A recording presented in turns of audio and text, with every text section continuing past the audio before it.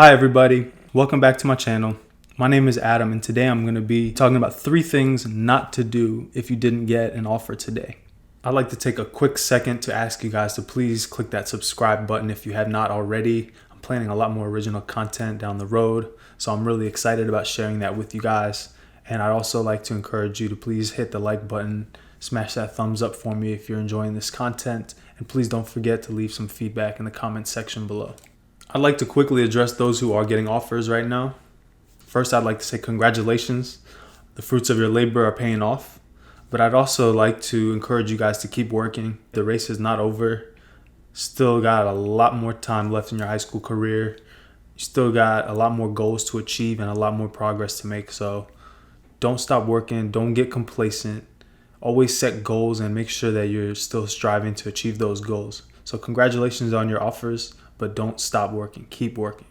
Before I move any further, I want to acknowledge one thing really quickly. Not everyone's a D1 player. And that's okay, because D2, D3 ball is super high level basketball. For anyone that has not been to a game at the D2 or D3 level, I strongly encourage you, or even a practice, I strongly encourage you to visit one of those schools, maybe try to even get a run in with one of those teams and just see how good these guys are, because those guys are all really good. Look at the facts. You got D3 player in the NBA, Duncan Robinson, started his career as a D3 player before going to Michigan. Best shooter in the league right now.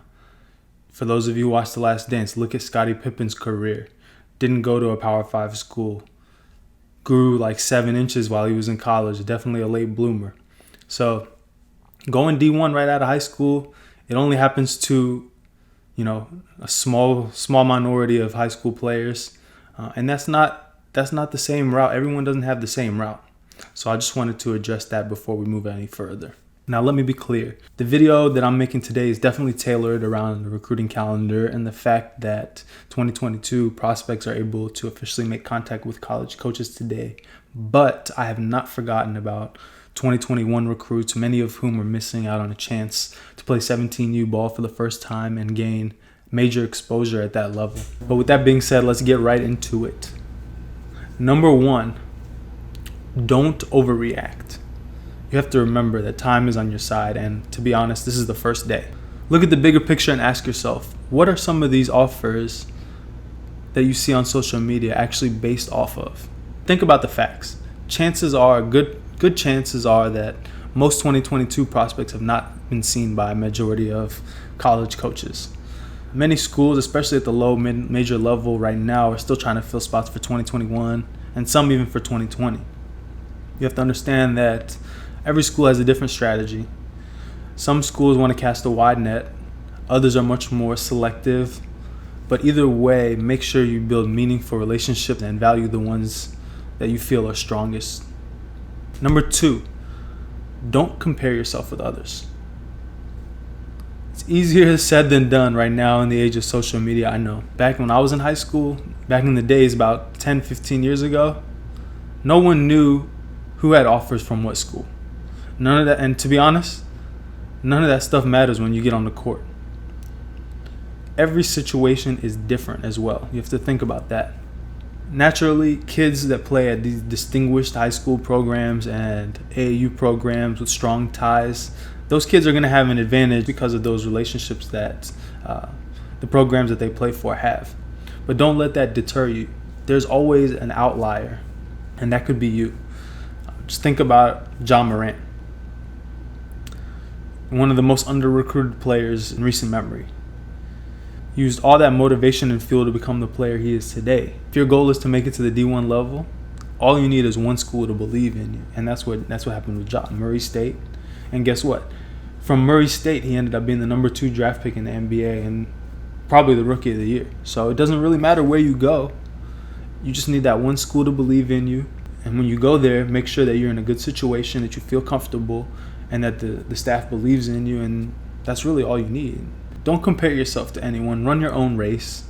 Remember that Rome wasn't built in a day. It's a marathon, not a sprint. And the last one, number 3, don't give up.